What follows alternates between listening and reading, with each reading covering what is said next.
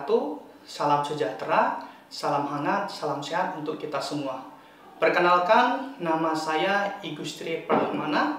Saya dosen mengajar di mata kuliah Sistem Multimedia dan saya home base di program studi Teknik Informatika di STMIK Kaputama Binjai. Adapun tujuan saya membuat video ini sebagai bentuk pernyataan saya untuk kinerja Tridharma Perguruan Tinggi atau PTD UKT-PT di tahun 2025. Mata kuliah ini terdiri dari 3 SKS, yaitu 2 SKS teori serta 1 SKS praktek. Tujuan mata kuliah ini akan membawa mahasiswa memahami bagaimana berbagai bentuk media digital seperti teks, audio, video, serta animasi, hingga animasi tersebut dapat dipresentasikan. Sistem informasi, interaktif, dan aplikatif. Kita tidak hanya belajar teori, tapi juga akan mengembangkan keterampilan praktis melalui berbagai proyek serta multimedia yang menarik. Serta mahasiswa mampu mengimplementasikan dalam dunia nyata, termasuk dalam industri kreatif, pendidikan digital, serta teknologi komunikasi masa kini. Capaian mata kuliah ini, mahasiswa mampu mengetahui konsep-konsep konten multimedia. Adapun materi pokok di dalam pembelajaran ini adalah yang pertama, pengantar multimedia, yang kedua, produksi konten multimedia, ketiga, representasi data multimedia, keempat, distribusi multimedia, kelima, argumen reality, keenam adalah digital kultur. Media pembelajaran perangkat lunak yang diperlukan oleh mahasiswa yang pertama adalah Adobe Photoshop, Canva, dan CapCut. Untuk perangkat keras yaitu laptop, proyektor, kamera, serta virtual reality. Dan adapun metode pembelajaran kita adalah ceramah serta diskusi. Dan selanjutnya, penilaian kuliah yaitu absensi yaitu 10%, tugas dan kuis 20%, serta UTS 30% dan UAS 40%. Saya percaya dengan semangat kolaborasi mahasiswa, rasa ingin tahu yang tinggi, dan komitmen belajar yang kuat, mahasiswa mampu menciptakan karya-karya yang multimedia yang tidak hanya inovatif, tetapi juga bermanfaat bagi masyarakat luas. Semoga perjalanan kita dalam mata kuliah sistem multimedia ini menjadi pengalaman yang menyenangkan, inspiratif, dan bermakna. Terima kasih. Wassalamualaikum warahmatullahi wabarakatuh. Assalamualaikum warahmatullahi wabarakatuh. Waalaikumsalam warahmatullahi wabarakatuh. Selamat pagi teman-teman sekalian. Pagi. Nah, jadi kita hari ini masuk ke pertemuan pertama, yaitu tentang penjelasan pengantar sistem multimedia. Dan sebelum kita masuk, seperti biasa kita melakukan yaitu berdoa dengan kepercayaannya masing-masing. Baik, untuk itu kita semua marilah kita berdoa menurut agama dan kepercayaan masing-masing. Doa dimulai. Doa selesai. Nah, baik. Jadi ada satu hal lagi nih, teman-teman sekalian. Jadi sebelum masuk, alangkah baiknya kita untuk mengabsensi.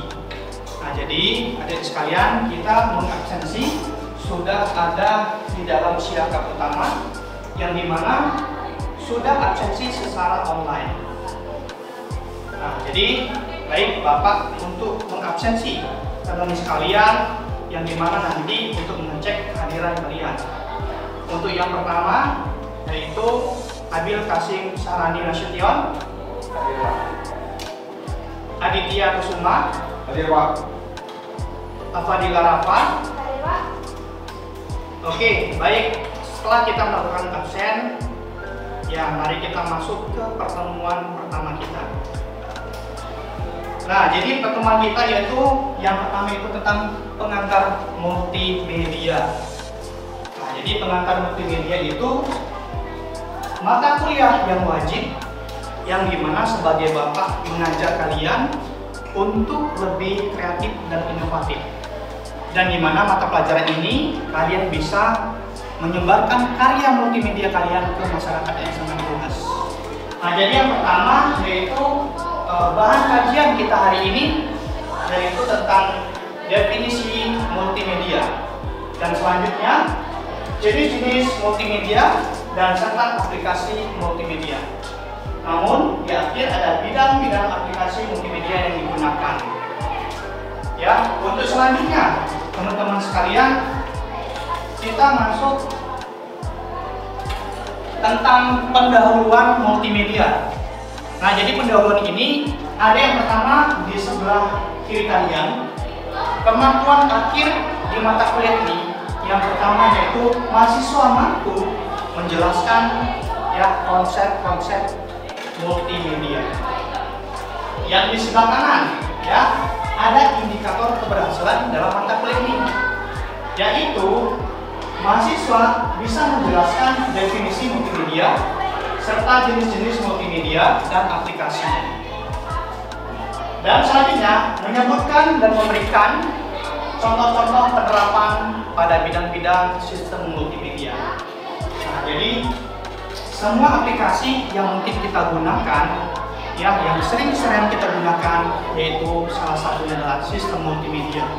Dan selanjutnya, apa sih pengertian dari sistem multimedia? Ya, jadi multimedia itu salah satu kombinasi dari perangkat lunak dan perangkat kelasnya. Nah, salah satu yang mungkin media yang seperti kita gunakan yaitu teks, gambar, audio, video, serta animasi. Dan selanjutnya, jadi semua elemen itu saling berinteraksi satu sama lain supaya kalian belajar bagaimana menciptakan suatu karya multimedia dengan imajinasi masing-masing. Dan selanjutnya, ya, semua aplikasi yang mungkin menurut dari Bohan yaitu multimedia dirancang untuk meningkatkan pengalaman kita masing-masing. Jadi pengalaman kita dari mana? Dari imajinasi kita masing-masing. Dan selanjutnya mungkin teman-teman harus tahu, yaitu ada tantangan peluang dalam multimedia. Yang pertama yaitu tentang integrasi konten. Ya, memadukan berbagai format media. Jadi kalau dikatakan kalau gambar ada formatnya PNG, JPEG. Nah, kalau di iPhone mungkin HEC. Ya, itu salah satunya. Dan non-linearitas, ya, di sini ada non-linearitas, yaitu informasi dapat diakses dalam urutan dan fleksibel. Dan selanjutnya di sini ada linearitas, yaitu pengguna dapat berinteraksi dengan salah satunya yaitu konten. Jadi konten secara edukasi yang sering kalian lihat di dalam TikTok, YouTube, dan serta Instagram maupun media sosial lainnya. Dan selanjutnya, teman-teman sekalian, di sini kita belajar yaitu tentang teks. Ya, teks salah satu yang kita harus mengenal yang namanya membuat informasi. Sebuah informasi itu bukan sekedar suara. Ya, kita fokus dengan teksnya. Kadang ada suara tapi memunculkan teksnya atau subtitle. Dan di sini salah satu contoh di dalam teks itu yaitu artikel dan juga subtitle video yang mungkin sering kita gunakan di TikTok maupun di dalam YouTube. Dan selanjutnya ada grafik. Ya, grafik itu salah satu seperti foto, ya, ilustrasi, diagram. Contohnya skema alur proses peta interaktif. Kalau kita ke kantor-kantor atau perusahaan, pasti contoh dengan lokasi kota Binjai. Itu salah satu infografis juga dalam memberikan ilustrasi wilayah mereka. Dan selanjutnya, teman-teman sekalian, di sini ada namanya audio. Ya, audio itu adalah satu suara. Suara yang nggak bisa kita lihat, tapi bisa kita dengar. Dan di sini ada namanya elemen suara seperti musik, ya, musik, narasi, efek suara yang kita gunakan, dan serta juga podcast yang kita gunakan. Dan seperti contoh voice over dalam presentasi, ada produk video namun bukan suara dia. Kalau di TikTok itu adalah suara Budi, ya kan, suara Wahyu, suara Lisa. Saya sekarang suka pakai suara Wahyu. Nah, jadi lebih bagus. Kalau Budi dia terlalu lambat sekali. Dan selanjutnya ada video. Nah, rekaman yang bergerak menghubungkan gambar suara. Yang kita lakukan yaitu sesuai dengan kalau kita menggunakan video sesuai grafik dari handphone masing-masing. Ya, harga menentukan kualitas. Jadi kalau handphone kalian Apple, harga menentukan hasilnya adalah kualitasnya. Kalau Xiaomi banyak iklannya. Samsung juga banyak iklannya, ya kan? Kalau Oppo, ya mungkin gambarnya sedikit pecah-pecah, gambar kartun. Dan selanjutnya, teman-teman sekalian, di sini ya mungkin ada namanya animasi. Animasi itu ada 2 dimensi dan 3 dimensi. Sejak kecil kalian melihat kartun animasi yang bergerak seperti Tom and Jerry, ya kan? Ya, Bebek Donald.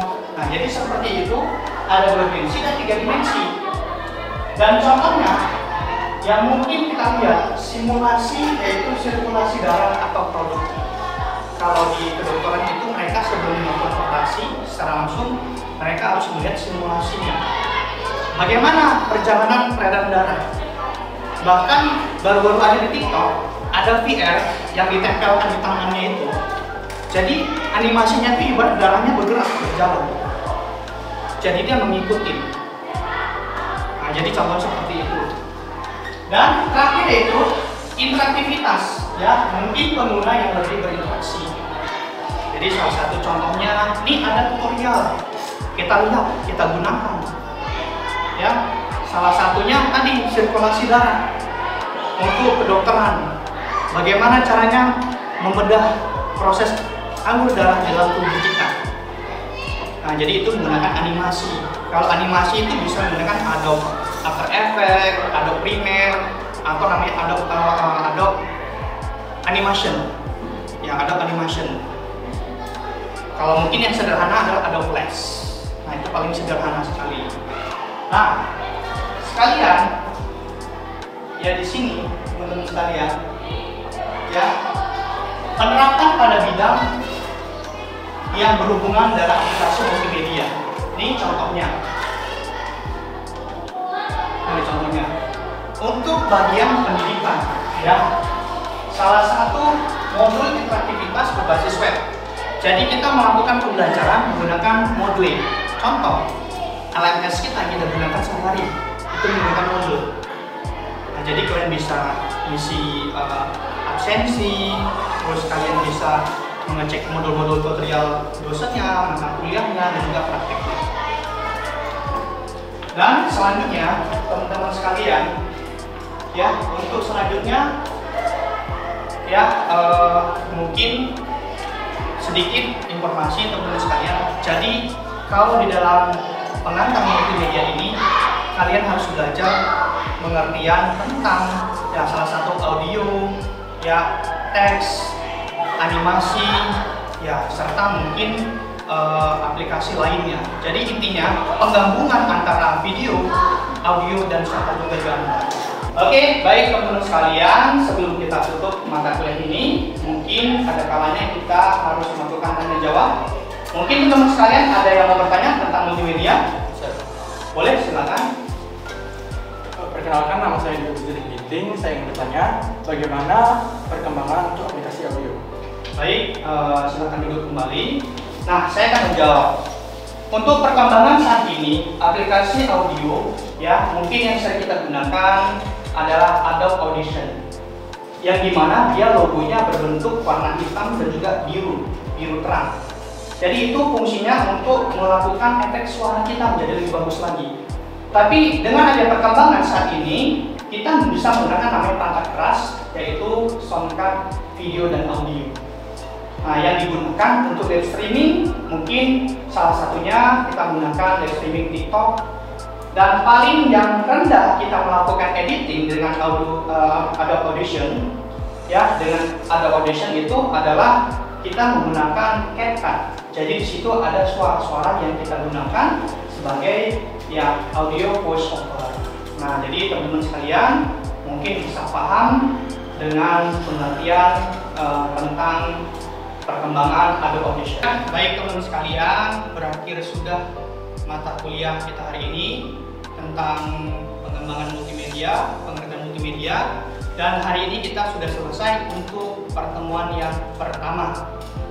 Dan ada kalanya kita sebelum pulang ya, mungkin marilah kita berdoa menurut kepercayaan yang masing-masing. Ya, baik. Mari kita berdoa menurut kepercayaan masing-masing. Doa dimulai. Doa selesai. Ya, next time kita jumpa di pertemuan kedua. Terima kasih atas perhatiannya. Semoga bermanfaat di mata kuliah kita sistem multimedia ini. Semoga kita berjumpa di minggu depan. Saya tutup dan saya akhiri. Assalamualaikum warahmatullahi wabarakatuh. Waalaikumsalam warahmatullahi wabarakatuh.